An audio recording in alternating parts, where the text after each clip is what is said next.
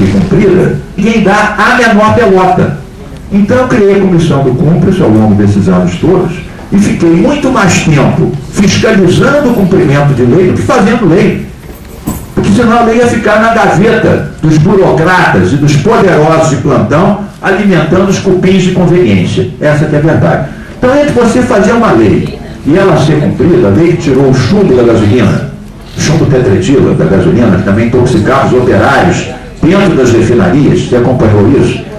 Entre fazer a lei e ela ser cumprida, foram 8 ou 9 anos, e assim sucessivamente. Então, quero dizer, Conceição, que eu concordo contigo, no Ministério, eu ia toda semana para a Amazônia participar de operações. Toda semana ia com o Exército, com a Aeronáutica, com o IBAMA, com o Chico Mendes, pegar o boi pirata.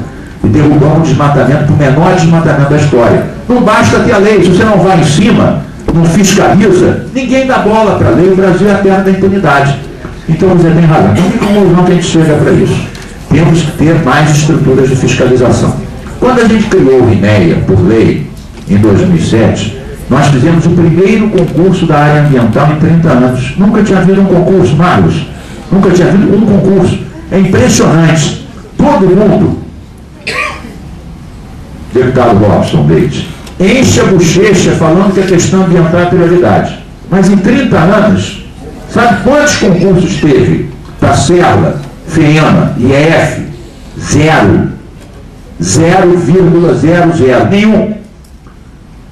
Nós fizemos em 2008 o primeiro concurso de sempre da área ambiental do Estado do Rio.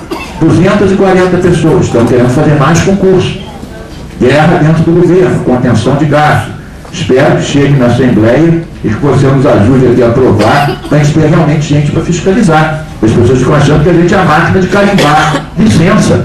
E a gente tem que fiscalizar. Por isso que a gente foi pegar o boi pirata na Pedra Branca, que estava comendo todas as mudas que a gente plantava, tiramos lá as 90 cabeças de gado, fomos em Caxias, destruir 9 fornos de carvão que estavam usando, Miguel já tinha denunciado isso, mata nativa da Mata Atlântica para fazer carvão, lá perto da Cidade dos Meninos, onde eu te conheci em 2007 com a briga lá do Polibroca.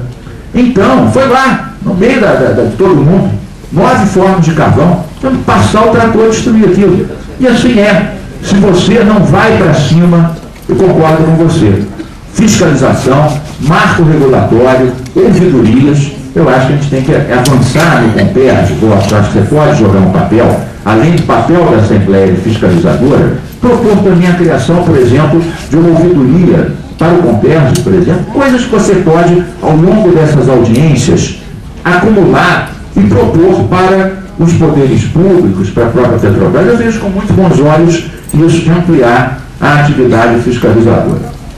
Marcelo Pinto, vereador de Cachoeira de Macacu, fez uma intervenção importante sobre o seu município, né, saudou a preservação ambiental e começou a falar da dificuldade que ele tem como legislador eleito e responsável pelo seu município, né, não ter uma ideia, cada vez um projeto, cada vez uma estrada, cada vez um duto, e como é que não é, e quais são as medidas e quais são os impactos. Então, infelizmente, Marcelo Pinto, vereador, eu acho que não é só você. Aqui tem outros vereadores, além do Marlos, tem outros vereadores e secretários de municípios impactados que talvez também não tenham essa ideia como um todo. Então, eu acho que, Robson, uma outra coisa que talvez você pudesse propor, que contaria com o nosso apoio, e poderia ser um resultado também da tua comissão, seria criar um painel das intervenções conjuntas para que as pessoas tivessem uma ideia visualizada graficamente no mapa, não só das várias obras do Comperd, mas de outras obras importantes, polos, indústrias, infraestrutura, para que se tenha uma ideia conjunta desse impacto para os ambientalistas, os vereadores, os secretários municipais pudessem participar e prever essas intervenções e participar delas. Então, eu acho que essa tua observação é importante, é pertinente, é real, né? E você não pode saber de uma coisa só na hora que ela vai acontecer, né? Eu quero inclusive dizer, você não falou isso, mas eu falo, Marcelo, a questão da represa, que é uma coisa que já tem várias pessoas na área de Cachoeiras do Macacu preocupadas com a questão da represa. Isso, como eu disse, é inevitável. Você vai fazer uma represa que vai regularizar a vazão do rio e vai duplicar a água do Imundana Laranjal, que leva água para todos esses municípios. É importante, nós na área ambiental estudamos 9 alternativas. 9 alternativas. A melhor é essa. Muito bem.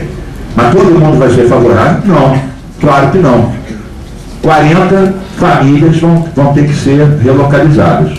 Vai ter movimento contra? Vai. Como tudo na vida. Democracia é isso aí. O que você tem que fazer? Não vai duplicar água por causa de 40 famílias? Você tem que duplicar. Tem que garantir que essas pessoas sejam previamente indenizadas, previamente relocadas para áreas, no mínimo, de igual fertilidade, dar condições de habitação, de trabalho, de existência previamente e garantir, além disso, outros ganhos para o município, que o prefeito tem discutido com a gente, mas acho que os vereadores devem ser incorporados nessa discussão, assim como as secretarias já estão participando, né? Dessa Terra Nova tem participado. Isso é importante? É importante, né? Como enfrentar isso? A questão é a seguinte, isso daí, eu fui 20 anos aqui deputado, você faz uma lei, faz um discurso, entra para você está no executivo, você tem que tomar decisões. Você tem que tomar decisões, você, secretário municipal, tem que tomar decisões, você, secretário, tem que tomar decisões. As decisões, nenhuma é unânime. Quem quer unanimidade não sai de casa. Então você vai resolver o plano de água. Vai afetar 40 agricultores de uma região que é muito fértil e produtora de alimentos em Cachoeiras do Macacu. É um impacto negativo. Agora você tem um impacto positivo que é levar água para 3 milhões de pessoas, 2 milhões de pessoas. Então, você tem que gerir esses conflitos. Isso não é uma questão fácil, não é uma questão óbvia, as pessoas têm que ser tratadas com dignidade, né? E tem que ser amplamente informadas, ressarcidas, e a sua vida não pode piorar. Supõe-se que ela tem que melhorar. Já que alguém vai ser sacrificado pelo bem comum, supõe-se que ele tem que ser muito bem tratado, e cabe aos vereadores, inclusive pode ser até que você tenha recebido algum voto de alguma dessas pessoas que vão ser relocadas. Então você tem que acompanhar o processo, que ainda não tem nenhum projeto, nem deu entrada, tem gente dizendo que já foi licenciado. Mas realmente foi escolhido essa área, entre 9 alternativas, a melhor. Todas elas têm algum problema. Todas têm algum problema. Bem, então eu queria dizer para você, Robson Leite, que naturalmente quando você discute o Comperj, você não está discutindo só o Comperj. Você está discutindo Baía de Guanabara, você está discutindo Maricá, e o problema de Maricá não é só se o duto vale ou não passar por lá. Tem outras questões que a população de Maricá está discutindo. A APA Maricá, nós tivemos mais de uma vez na APA Maricá, né?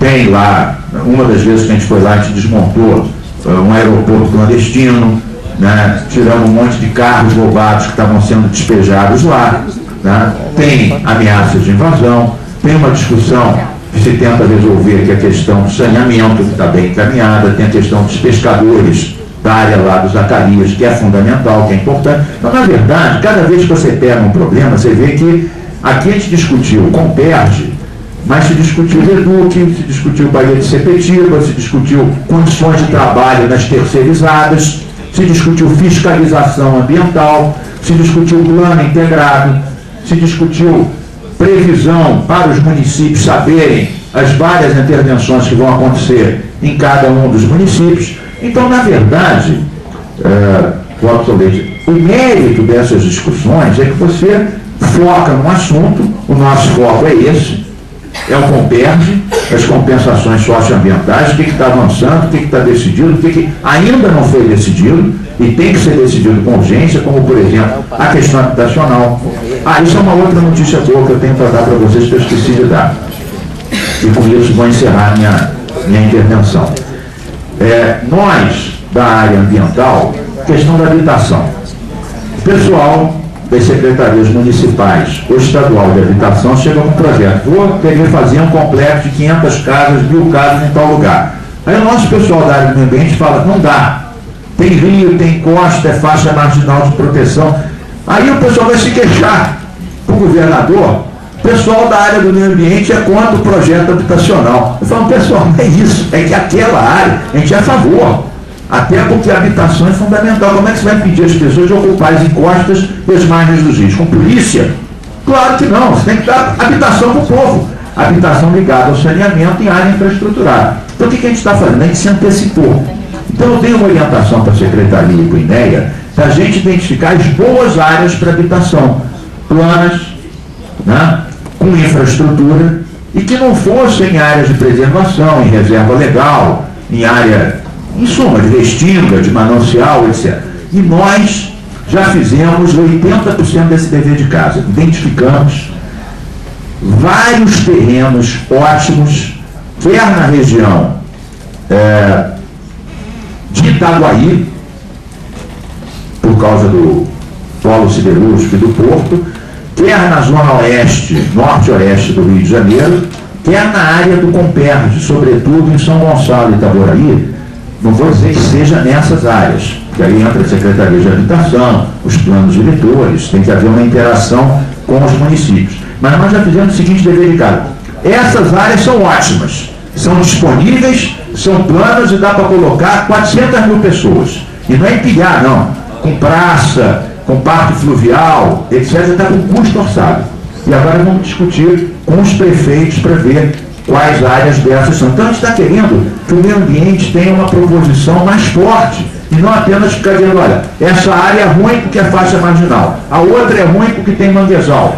Então a gente vai ficar sendo o anti-política habitacional. Então a gente se antecipou e falou, olha, essas todas são boas, estão pré-licenciadas. Então vejam lá quais são as que interessam mais para o município de São Gonçalo, para o município de Itaboraí, para o município, em suma, para os outros municípios. E eu queria concluir também falando um pouco está aqui o Breno, da APA de Guapimirim.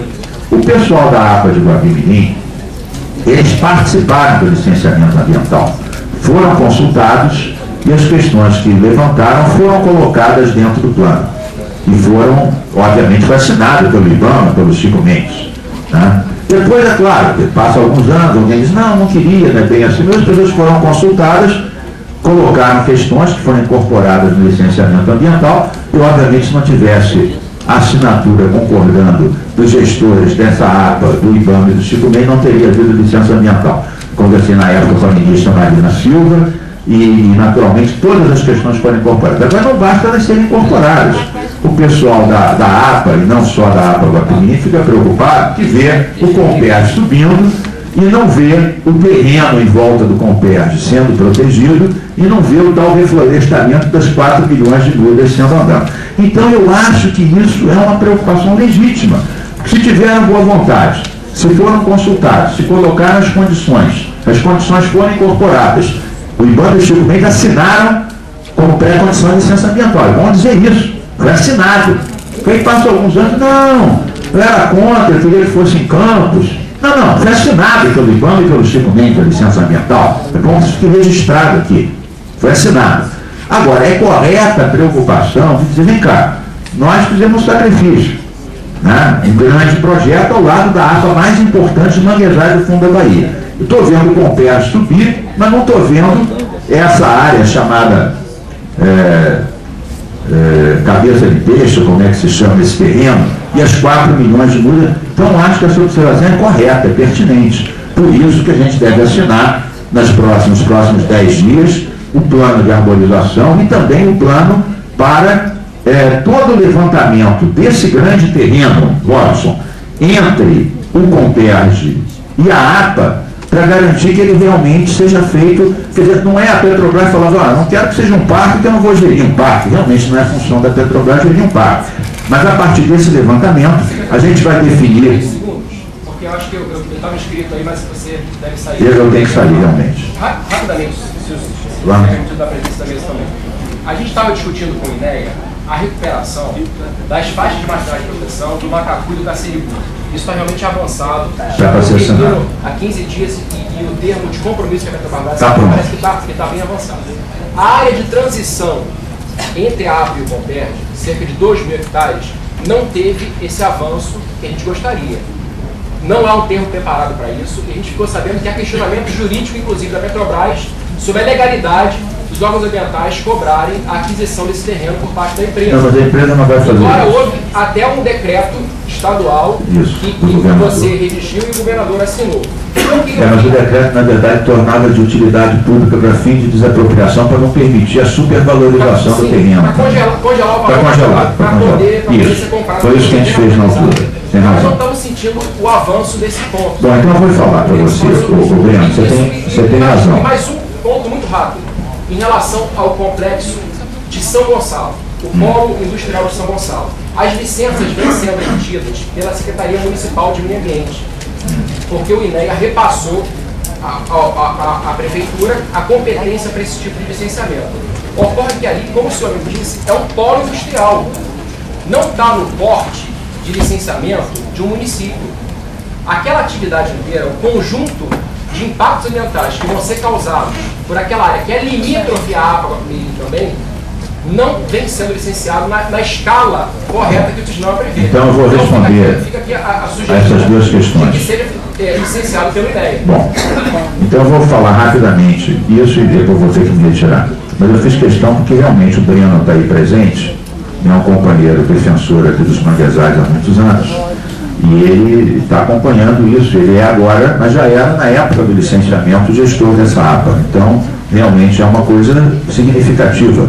Do ponto de vista estritamente ecossistêmico, a coisa mais importante próxima do Compérgio são os manguezais de Guapimirim. Isso aí não há dúvida a respeito. Então, realmente, é importante essa questão.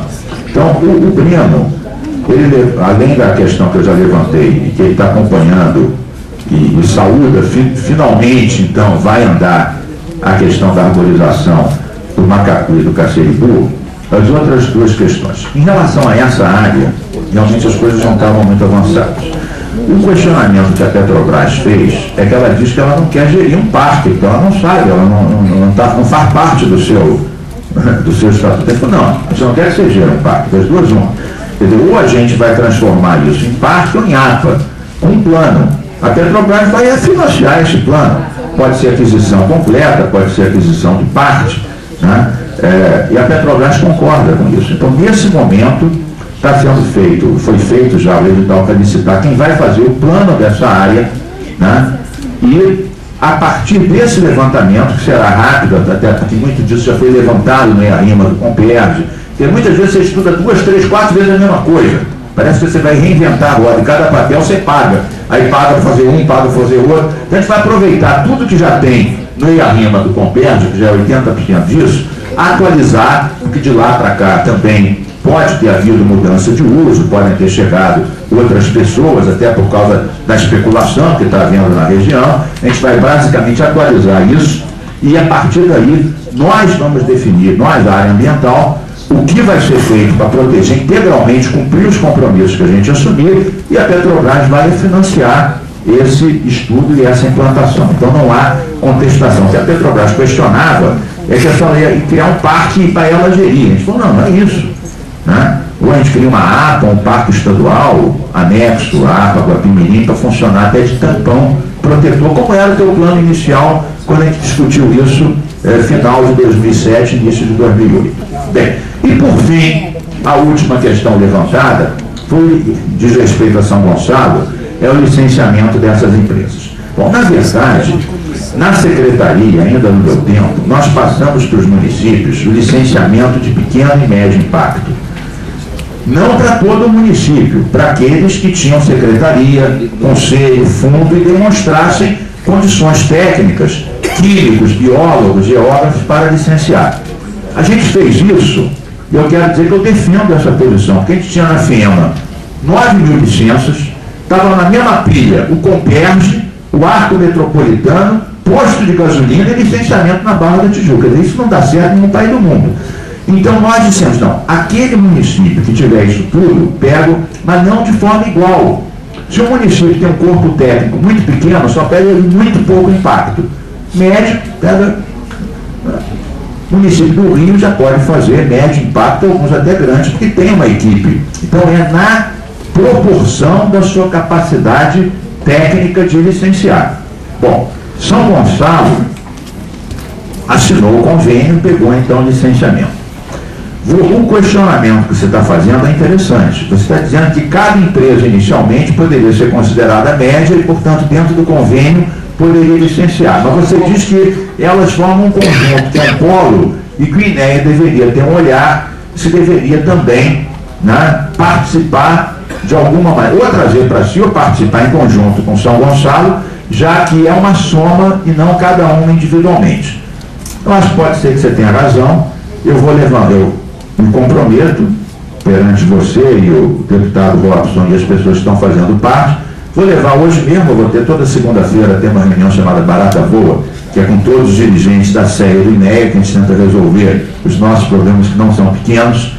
Então, vou levar hoje mesmo para essa reunião essa tua questão, também com o procurador nosso, doutor Raul, que é o nosso jurídico, à luz do decreto e dos convênios de descentralização do licenciamento, se nesse caso cabe ou não ter uma interveniência do INEA em conjunto com a Secretaria Municipal. A questão é pertinente, prometo que vou levar isso não daqui a uma semana, hoje, na reunião que eu estou indo agora e para a qual eu parto e me despeço de vocês, agradecendo a paciência e me desculpando pelo que eu não pude esclarecer. Saudações ecológicas, até a próxima, parabéns, deputado.